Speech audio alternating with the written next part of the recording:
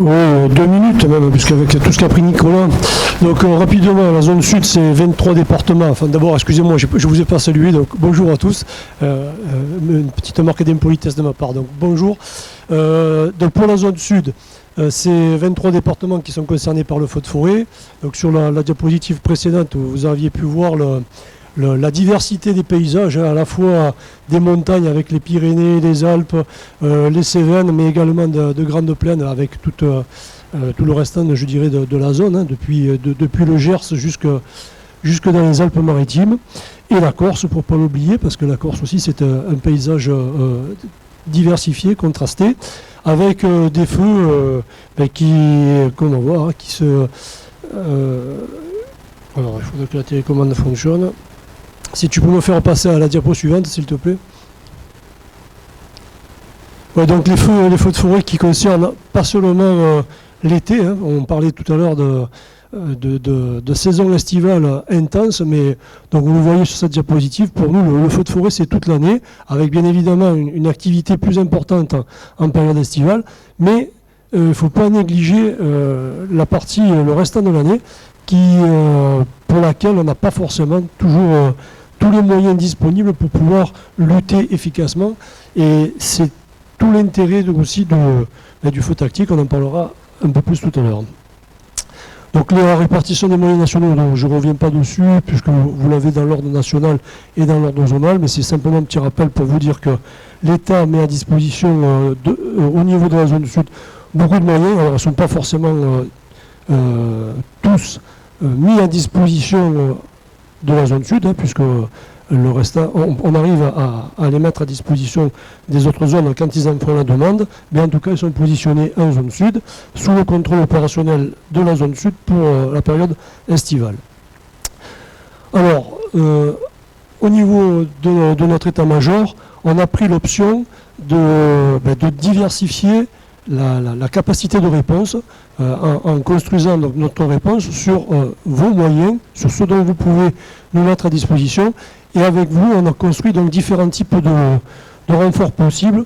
Donc vous connaissez le groupe d'intervention feu de forêt, hein, ça c'est le groupe classique, qui est en train de se développer, le groupe d'intervention lourd. On a pu en engager beaucoup plus cette année, hein, notamment sur... alors on en a fait profiter nos collègues de la zone sud-ouest, mais on les a engagés sur le feu de Gignac par exemple, sur les feux de Lussas, j'y reviendrai après. Des groupes qu'on peut décliner en modules, c'est-à-dire que pour pouvoir avoir une réponse plus rapide, on essaie aussi de proposer un module, de manière à ce que le département qui en ferait la demande puisse avoir cette capacité de réponse dans des délais assez courts. Le groupe est toujours plus long à se constituer, à se déplacer. Donc après, le groupe alimentation au feu de forêt, le groupe incendie, donc avec des fourgons ou équivalents, parce que pas tous les départements peuvent fournir autant de fourgons, donc on accepte aussi d'avoir d'autres types de véhicules sur ces groupes.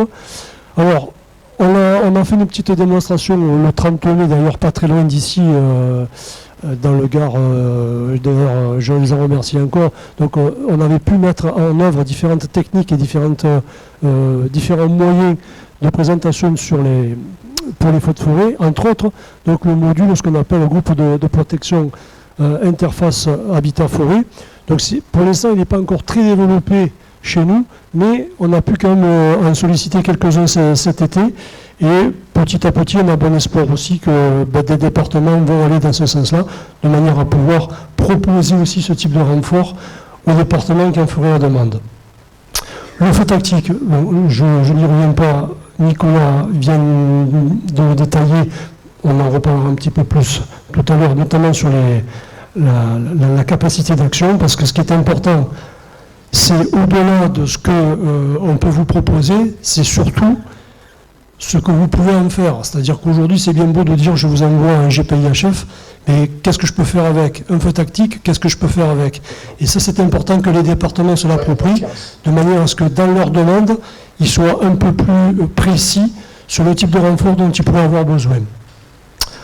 DIS, DIH, fortement sollicité aussi cette année, donc ce n'est pas l'objet ici aujourd'hui, mais sachez aussi que en parallèle des feux tactiques, les DIH, DIS ont été fortement mis en contribution Peut-être vous aurez peut-être l'occasion d'en parler au cours des pauses. Bon, puis après, je passe sur les groupes de soutien, module de commandement. C'est vrai qu'on a un module de commandement, on a pas mal fourni aussi le module de commandement cette année, parce que les feux ont duré. Et puis, la ressource en commandement dans certains départements n'était pas suffisante, donc il y a eu un appui interdépartemental. Bon, ça c'est la capacité de réponse départementale, mais qui peut après se traduire en renforts zonaux. Donc vous voyez quand même qu'on a un parc assez conséquent sur la zone sud. Bon, bien évidemment, ça correspond à vos SDACR.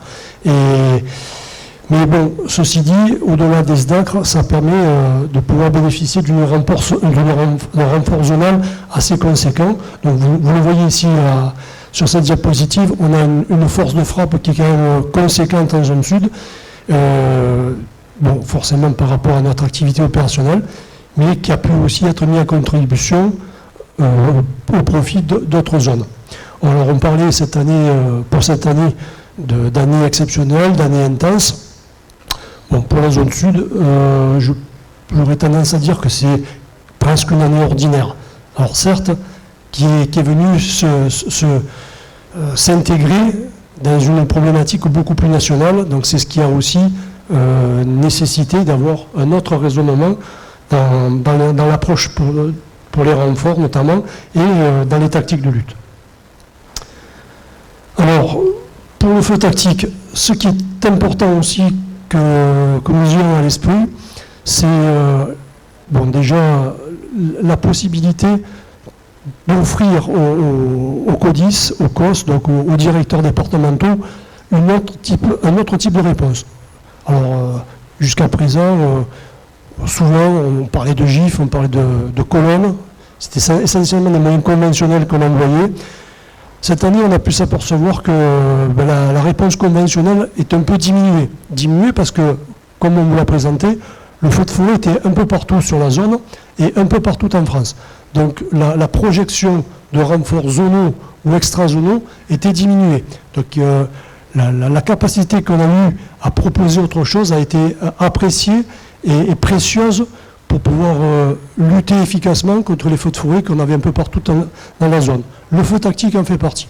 Donc le feu tactique, ça permet d'offrir autre chose en termes de lutte et par la même occasion, c'est de pouvoir remettre à disposition du département, voire de la zone, bien des moyens plus conventionnels.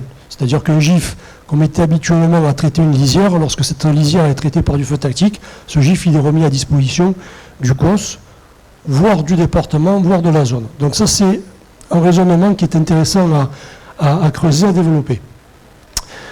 Après, comme je vous le disais tout à l'heure, il faut savoir que ce qu'on peut faire avec du feu tactique, donc on a défini nous au niveau de la zone, et avec bien évidemment les différents conseillers techniques départementaux, comment on pouvait composer le renfort zonal. Donc on a défini 3 niveaux, le léger, donc c'est 3 binômes, avec donc 3 cadres feu tactique et 3 porte-torches, et ça permet de pouvoir apporter une première réponse, et une réponse rapide, et où tous les départements, ou quasiment tous les départements qui sont concernés par le feu tactique, donc ces départements-là peuvent fournir ce niveau de renfort.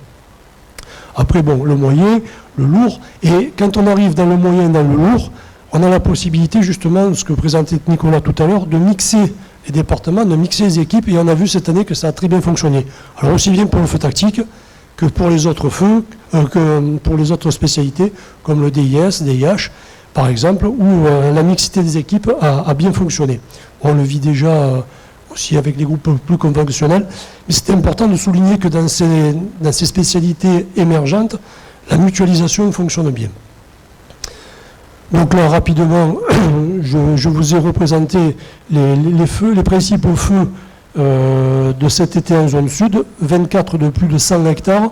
Ce que je voulais surtout vous souligner, c'était que sur ces 24-là, seulement 5 ont eu un risque très sévère. Ça veut dire qu'en sévère, on n'a pas toujours les dispositifs préventifs qui sont mis en place, on n'a pas toujours la réponse départementale, donc on fait souvent appel à la réponse zonale, ou en réponse nationale.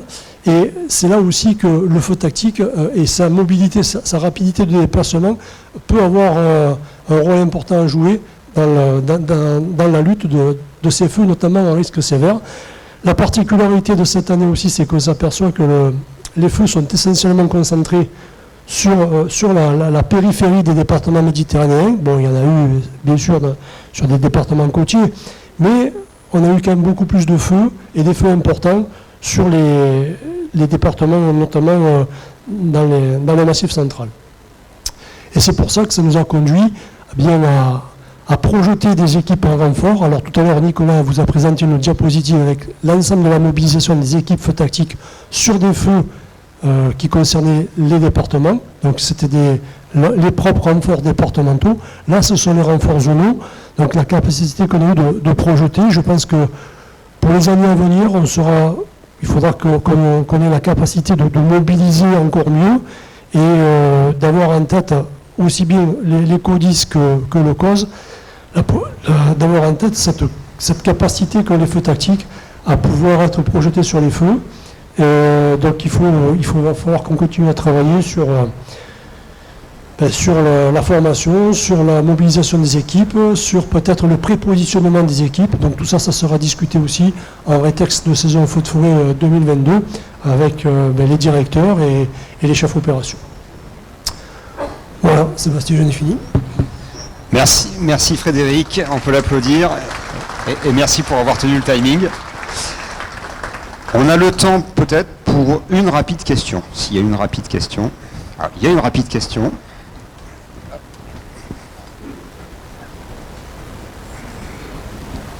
Oui, bonjour à tous, je suis Denis Clément du pôle DCI 09 1166. Donc j'aurais une petite question pour l'école de Valabre. Je parle au nom des collègues sapeurs-pompiers. Nicolas, tout à l'heure, tu disais que tu voulais renforcer et augmenter le nombre de cadres feux tactiques. Donc pourquoi aujourd'hui, nous avons des sous-officiers qui ont 15 ans ou 20 ans d'expérience dans les brûlages, ils n'ont pas le FDF3 et ne peuvent pas prétendre au cadre feu tactique? Alors, qui veut répondre? Nicolas ou Valabre? Je ne sais pas qui veut prendre la parole. Je vais répondre, mais Nicolas pourrait le faire aussi bien que moi, simplement parce qu'aujourd'hui, dans les textes qui codifient la formation, il est prévu un prérequis. En ce qui concerne le feu tactique, en tout cas le cadre de feu tactique, le prérequis qui est prévu, c'est le FDF3, c'est le chef de groupe.